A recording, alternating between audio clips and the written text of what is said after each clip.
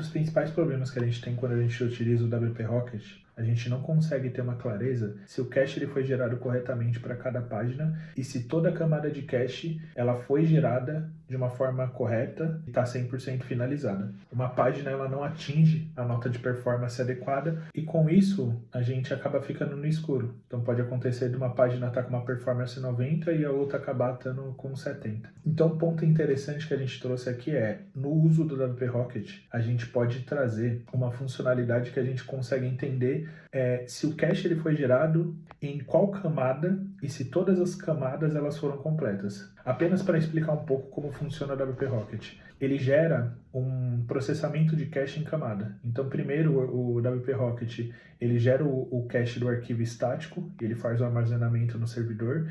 Depois ele aplica a camada de cache do CSS, onde ele pega todo o CSS e ele inclui dentro do arquivo do HTML para não ter requisições externas.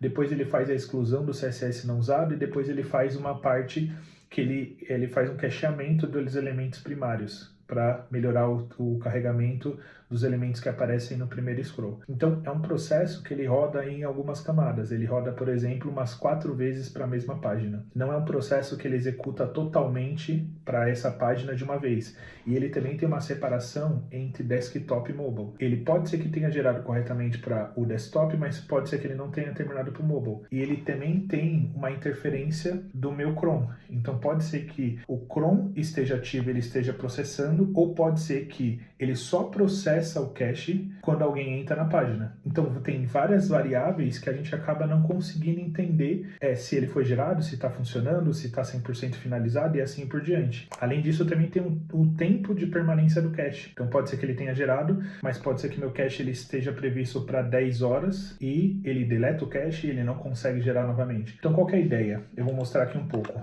Levando em consideração que eu estou usando a seguinte configuração. Eu coloquei para minificar o meu CSS, eu coloquei para realizar a otimização, que nada mais é que ele faz a exclusão do CSS que eu não estou usando na página. Eu coloquei também para ele minificar os arquivos de JavaScript, eu coloquei para ele adiar e atrasar o carregamento e a execução do JavaScript. Aqui na parte de mídia eu coloquei as opções de lazy load e também coloquei a parte referente à fonte, para ele hospedar a fonte e deixar mais rápido. Aqui na parte do pré-carregamento eu coloquei as opções onde ele vai pré-carregar todas as páginas, ou seja, ele vai jogar a responsabilidade para o Chrome. Não vai ficar de responsabilidade apenas quando alguém está na página ele começa a processar o cache. O WordPress ele vai entender o quê? A partir do momento que eu salvei, o Chrome ele vai rodando no servidor e vai processando o cache de todas as páginas. Então, quando um usuário meu entrar em qualquer página do meu site, em teoria o cache ele vai estar pronto. Então, isso facilita na questão de otimização. Isso pode gerar problemas quando eu tenho um WordPress que ele tem 10.000 páginas. E aí eu vou basicamente estar rodando um processo em background que vai otimizando e gerando cache de 10.000 páginas. E isso pode interferir também quando o tempo de permanência do meu cache ele tiver um tempo muito baixo, porque pode ser que ele esteja processando 10.000 páginas a cada 10 horas. Então isso vai fazer com que o meu servidor ele seja mais usado para esse processo. Então eu recomendo aí uma análise específica sobre esse ponto, mas não é o caso agora, tá? Então com essa configuração, o que eu vou vir e vou fazer? Eu vou vir aqui e vou limpar o meu cache, então vou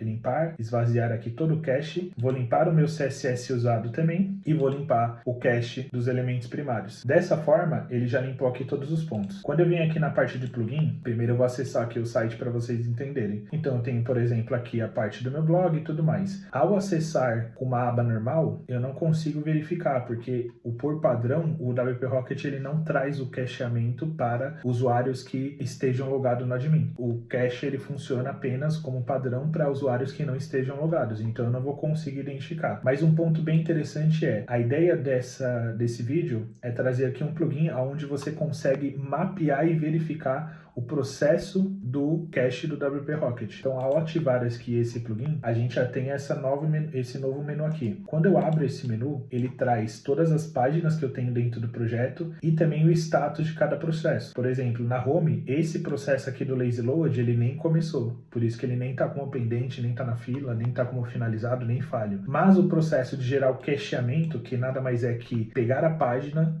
gerar um HTML estático dela e armazenar no disco do servidor, ele tá pendente, ou seja, ele está na fila de processo, né? Então aqui, por exemplo, se eu recarregar essa página e estiver funcionando de forma adequada, ele vai sempre atualizando aqui esse processo. Um ponto que eu posso fazer aqui é adicionar uma nova página. Então qual que é a ideia? Ao adicionar novas páginas, ele deveria ser adicionado na minha fila para que possa aparecer, né, naquela listagem. Então quando eu volto aqui, ela já está aparecendo aqui, já está rodando. Então você pode ver que o status aqui ele está identificando novas páginas, a página de autor, a página que eu acabei de criar. Isso pode acontecer para a parte de blog também. Você pode ver aqui, ó, que ele já até mudou. Então ao invés de pendente, ele já entrou na fila aqui de em processamento. Uma dica bem importante, para eu testar o meu WP Rocket, o funcionamento dele e até forçar a geração do cache, eu posso acessar o meu projeto em uma aba anônima. Dessa forma, ele vai forçar, se não existir o cache, ele já entra numa fila de prioridade, de forçar a geração de cache para essa página específica.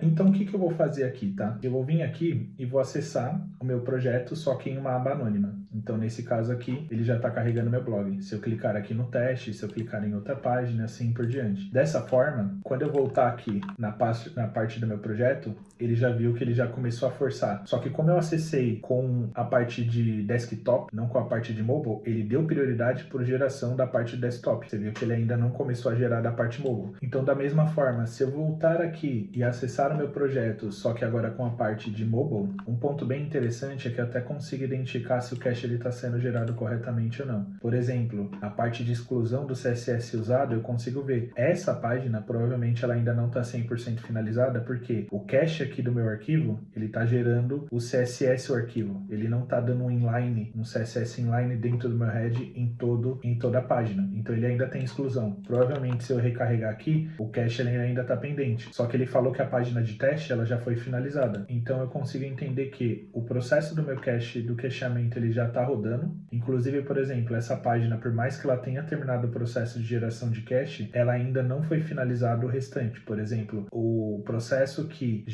pega todo o CSS, ele unifica em um arquivo, ele dá um inline para ele não ficar uma requisição externa e depois ele exclui o CSS não usado. Esse ponto ele ainda está pendente nesse processo. E aí, conforme você vai andando, aqui no caso eu acabei de atualizar, você vai ver que esse processo ele vai estar em andamento. Então, qual que é o ponto importante aqui? É a gente entender que esse processo do WP Rocket ele tem diversas camadas e que para eu entender se tem um problema que seja no meu servidor, se tem uma questão de lentidão, se o processo está realizando corretamente, ou até fazer ajustes, refinamentos para entender se o meu CSS, se a minha configuração, se o meu servidor precisam de ajustes de tempo de duração do cache, da configuração específica, essa página ela acaba trazendo muito mais clareza para o processo que eu estou realizando. E eu consigo entender, beleza, se ainda não trouxe essa melhoria de performance, ou se esse processo específico que eu coloquei ainda não está retornando na ponta final, no site, quando o usuário normal acessa, pode ser porque ele ainda não esteja 100% pronto. Com essa visibilidade, eu consigo entender o que está pronto, o que está pendente, até para páginas específicas. E isso pode variar com o tempo. E aí, caso vocês tenham dúvida ou queiram contribuir também, eu vou deixar o repositório aberto para que vocês possam participar desse cenário, tá?